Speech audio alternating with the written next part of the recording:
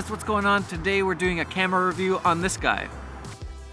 On this guy, the Canon 6D Mark II.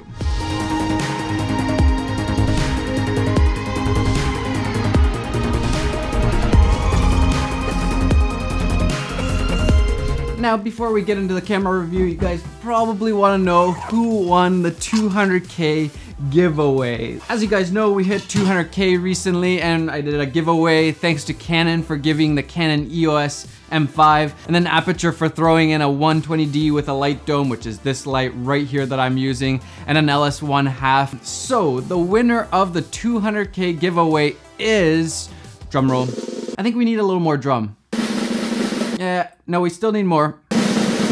Cowbell? The winner of the 200K giveaway is Sean Seabrum. Congratulations, man, you've won the camera and the lights. All that will be shipped over to you. And I wish I could give cameras to all of you guys. I wish I had unlimited money and power and all that. I'd give everything to you guys. But a huge thank you to all of you for being a part of this community. All right, so ever since I started this whole YouTube thing and now I'm doing YouTube full time, I've been trying to find the perfect camera for YouTube filmmaking. And what I mean by that is, well, basically a camera that I can film myself really easily, because that's what YouTube requires a lot of times. Most of the time I don't have anybody to film me, so I have to film myself. I either have to hold this like this or I have to set it up somewhere, but I'm filming myself. So I've been trying to figure out what's the best camera for that style of filmmaking. Before YouTube, I was DPing, I was shooting weddings, I was doing all sorts of stuff, and all those projects needed different kinds of cameras. I have the C300 Mark II that's filming right now. I've had a Sony a7R II, I've had a GH5, GH4, I've had a whole bunch of different cameras, but now I need a new kind of camera that fits just right for YouTube filmmaking. And now, before I go any further, I just want to say every camera nowadays out there is a good camera. The camera technology nowadays is just insane, and I love it. It makes my job a lot more fun and easier. I love that there's so many great cameras out there, but not every camera is good for every job. So when I review a camera, I'm trying to figure out who is this camera good for. And to be honest, when I first heard about the 6D Mark II, I was so underwhelmed. It felt like the biggest failure of a camera for 2017. I literally just completely ignored it, didn't even try it, didn't even look at it. It just wasn't for me. It was a great photo camera, but the video side was completely neglected, so I just threw it out, didn't even think about it once. And by the way, I'm not getting paid for this review. Canon did give me this camera on loan, but I'm gonna try to stay as unbiased as possible. Nobody is paying me to say these things, and nobody is giving me any sorts of lines. These are my opinions, my thoughts about the camera. So the more I thought about what I needed for YouTube filmmaking, I actually started thinking about the 6D Mark II. You guys might have seen the video I did a couple weeks ago about why I'm switching back to Canon. I listed a few different things like autofocus, good color science, battery life, flip LCD screen, full frame, and an easy codec to edit with so the workflow is nice and snappy. And then I thought about all the different cameras that tick every single one of those boxes, and there's actually only one right now. There's only one camera that has all of those things that I just listed, and that actually happens to be the 6D Mark II. There are no other cameras right now that are full frame, have autofocus like this, have a flip LCD screen. I think actually this is the only full frame camera with a flip LCD screen. I'm pretty sure this is the only one. I tried to look it up and I couldn't find anything else. I think this is the only one, which is completely bizarre because I completely wrote off this camera. I didn't think about it at all. But specs are one thing and features are one thing. The only way you can find out if a camera is actually good is to actually put it to use. So I've been vlogging with it, making YouTube videos for the last couple weeks, and here are my findings about the 6D Mark II. First off, and probably the most important thing for YouTube filmmaking when you're filming yourself, is autofocus. Now before, I didn't think about autofocus at all. In the DP world, you rarely, if never, use autofocus. But for YouTube, you need really good, reliable, consistent autofocus. And here's where I think Canon just destroys the competition. The dual pixel autofocus is better than any other autofocus system right now on any other camera. No other cameras compare right now. The Sonys are okay, but still not as good as the Canons. It's really consistent, super reliable. I love the face detection on it. I like that you can just touch on the screen and choose where you want the focus to be. And even cooler, you can actually touch an object on the LCD screen and it's gonna stay and track that object. So it doesn't even have to be a face. It could be my hand, for example, or anything else you want to be focusing on. It can track that, and it does actually a pretty good job. I actually like this feature. So autofocus, huge thumbs up. This is where Canon really shines. Now, build-wise, I would say that this is actually a really nice camera. It's not quite as big as this guy, the 1DX. This thing is way bigger. It's a nice size actually, but it's also not too small that it's kind of just flimsy and you know, just really jittery in your hands. It's a good size. Menus are great, battery life really good, no complaints there. And then there's the image, and Canon, again, they really do a good job with color science, so I really like the image that's coming out of this camera. Now, I wouldn't use this camera for a high-end commercial or anything like that. The image isn't that good, but it's great for YouTube filmmaking. And because of the good color science, it saves a lot of time in post because you're not having to tweak the colors all the time. You can pretty much just leave them as is or just tweak them a little bit, and right away they look really good. If your starting place is good, that means your color grading is gonna be way smoother and way easier. I wish it had log. The dynamic range is probably one of the biggest weaknesses on this camera. I just really like shooting in log, even though it is a little bit more work in post. But this does a great job. I've been shooting it in kind of a flat profile, putting it in neutral and dropping the contrast and sharpness all the way down. And the image looks pretty good. And then one of the big things that I like, and I kind of forgot how much I like this, is full frame. Full frame is a big deal for me nowadays. And if you don't know what I mean by full frame, well, sensors come in different sizes, so different cameras have different size sensors. And what it means is that if you put the same focal length on different cameras, then the crop or the zoom is gonna look different. For example, on the GH5, it's a micro four thirds sensor, so it's a lot smaller.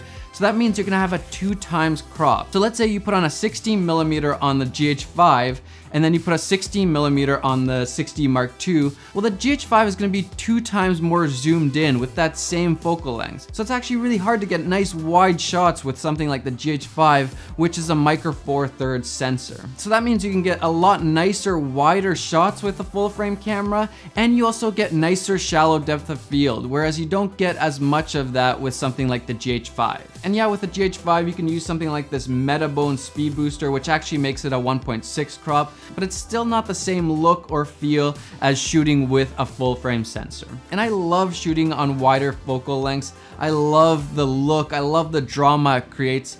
And it also is a lot easier if you're filming yourself, if you don't have to have the camera super far away because it's wide, so I can have it pretty close to me and it can see me completely, whereas with the GH5 I'd really have to stretch it out. So full frame is something that I really like, and the 6D Mark II has that.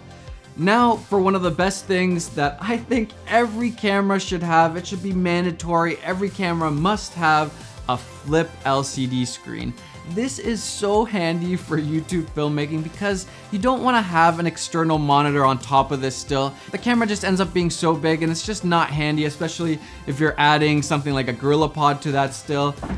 Having a flip LCD, it should be on every camera. A lot of photographers even are using the LCD screen to take their photos, and having it be able to flip out, point to yourself, that really makes a big difference. Not to mention it's a touch screen, which takes a bit of getting used to, but it can really actually speed up your workflow. And especially when you're filming yourself, you can just, you know, touch and change the settings without having to flip it around and use the buttons. You can just do it straight on the LCD screen. So that's really handy. Okay, so now let's talk about the recording formats. And this is where the 6D Mark II is definitely lacking. And this was probably the big reason why I just completely overlooked this camera.